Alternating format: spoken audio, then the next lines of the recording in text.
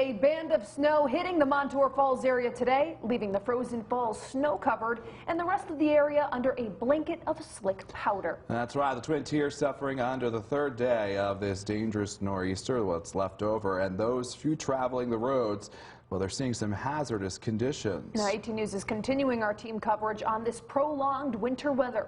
18 Storm Team meteorologist Grant Shungo is live in Montour Falls, where a heavy band of snow set up earlier this morning. 18 News reporter Kevin Gefeller is live in Elmira with more on how plows have kept up with the snowfall. And our Corning Bureau Chief Ariel Salk is live in Corning with travel issues the Crystal City is seeing.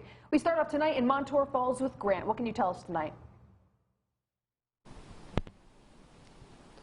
Well, I can tell you that the waterfall is frozen, but it's beautiful. And it's my first time up here, actually, especially after nighttime, and you can see it's all illuminated with that fresh new blanket of snow. But even though it's creating these beautiful scenes like this, it's also creating some hazardous conditions, just like the one you're about to see on your screen.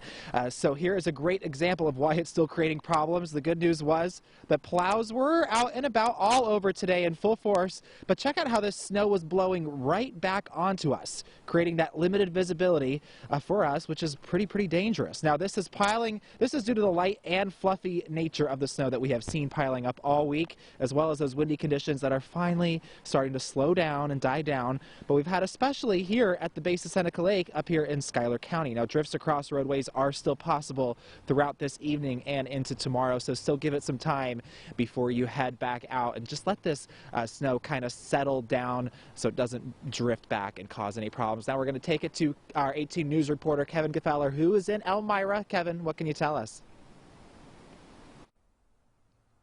Thanks, Grant. Yeah, as you can see right now, the snow has stopped falling right here in downtown Elmira.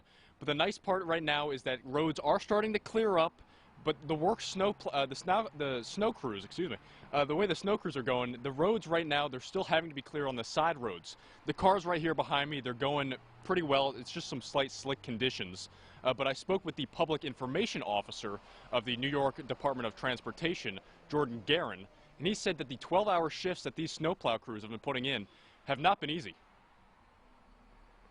You know, I think it is taxing on our crews, and I think, you know, we have people put in really long days, but that's why we do the shifts, so that we have the AM shift, the PM shift, so that you can go back home, get some rest, come back out, and do your thing again.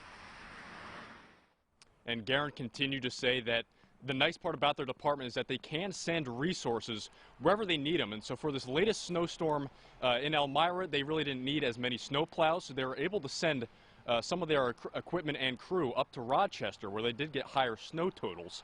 But as for right here in Elmira, he said that the nice part about it is that they really don't have to worry about what exactly, they don't have to worry about the snow totals, they don't have to worry about what's going on. They can take care of what they exactly need to do in terms of the snow. And they said that at the end of the day, it's New Yorkers helping New Yorkers. And that's really what it's all about. And so now we're going to send it to the Corning Bureau with the Corning Bureau Chief Ariel Salk, who has the latest in Steuben County. Ariel? Good evening, Kevin. The Corning Meals on Wheels delivers food to roughly 150 people every single day, but due to the snow, those deliveries have been halted. They have prepared the seniors with blizzard bags. These are packed with meals, so no one should be without food, but the executive director says the volunteers that deliver these meals are some of the only people that check up on the recipients.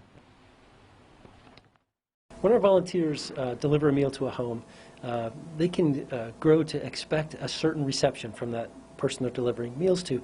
And if they see something that's out of the ordinary, that might be a red flag that something's happening.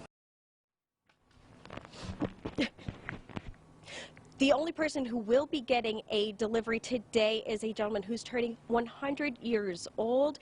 He will be getting a cake and some presents, and the only reason that is made possible is because a volunteer lives nearby him. Now, if you know a person who receives these meals, the folks at Meals on Wheels ask you to check in on them, check on your neighbors, check on your family and friends, make sure that they are safe and healthy. Reporting live in Corning, Ariel Salk, 18 News.